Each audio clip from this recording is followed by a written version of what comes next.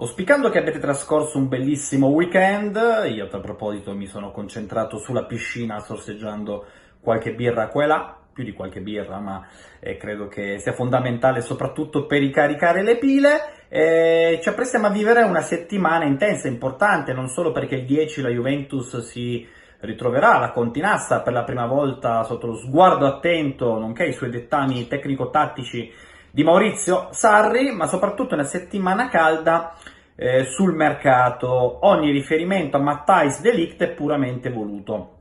In tanti, in tutti i video che ho fatto la scorsa settimana, mi avete chiesto ma cosa manca affinché de Ligt diventi un giocatore bianconero. Ora vi rispondo, manca innanzitutto davvero poco, manca poco. Io l'ho definito il mio pezzo che potete trovare ora su Gol, anzi andateci, soprattutto se ci tenete al mio stipendio.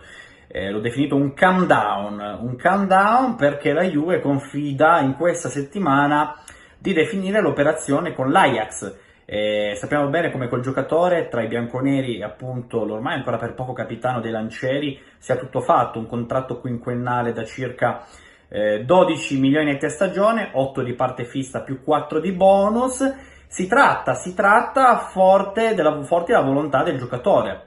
È normale che la Juventus, anche se potesse risparmiare un milioncino, rimarrebbe lì a parlare con sia Raiola con l'Ajax per giorni, perché questo si chiama appunto calciomercato, altrimenti non esisterebbero tutti questi argomenti, si andrebbe lì, si pagherebbe la cifra e fine. Invece non funziona così, con una Juventus quindi che sta cercando di risparmiare un pochettino sul prezzo del cartellino. I Lancieri, l'Ajax ragiona attorno ai 75 milioni, la Juve sui 65, quindi c'è una forbice di 10 milioni, ma è chiaro che tutto lascia presagire a un accordo anche in tempi rapidissimi, perché Maurizio Sarri vuole fortemente de Ligt, è vero che ha parlato telefonicamente con quello che è nel suo immaginario, nell'immagine di tutti i tifosi bianconeri, sarà il prossimo centrale. De Ligt vuole fortemente la Juve, non c'è più preoccupazione né del Barcellona né del Paris Saint-Germain, perché il Barcellona per sua stessa ammissione è andato su altri obiettivi. Il Paris Saint-Germain invece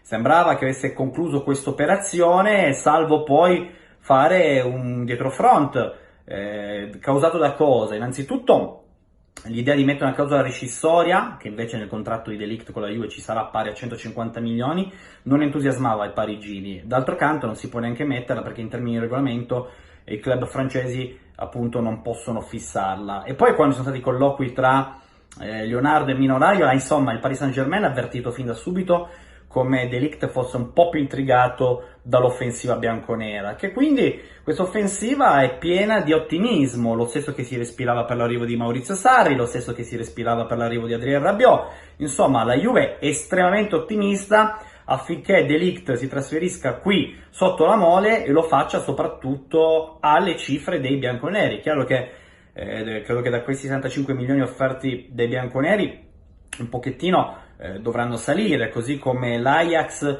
verosimilmente dovrà abbassare un po' le pretese. C'è in ballo, pare, una promessa, e anche le ultime dichiarazioni di Mino Raiola fanno capire come qualcosina ci sia, ovvero sul fatto che l'Ajax avrebbe promesso a De Ligt di venderlo a cifre inferiori a quelle richieste attualmente. Però è altrettanto normale che dopo l'ultima stagione davvero stratosferica, e la Juventus tra l'altro l'ha subita sulla sua pelle, i De Ligt, ci sta, no, che il club olandese punti a chiedere qualcosina di meglio.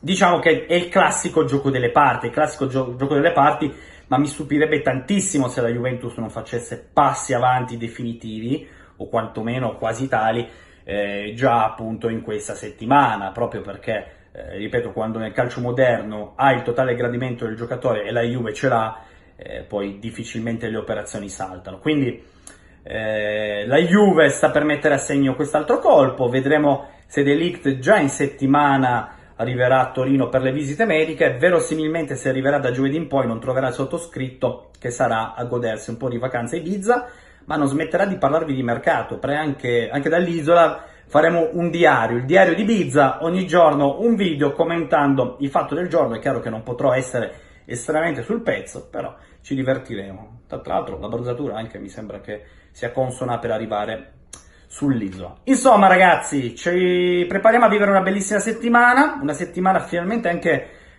di calcio giocato, chiaro, non ancora in termini di impegni ufficiali, nemmeno di amichevoli, però mercoledì saremo fuori dalla Continassa per raccontarvi tutto. Mi raccomando, affinché io possa fare questo, iscrivetevi al mio canale e mettete like ai miei video. Un abbraccio!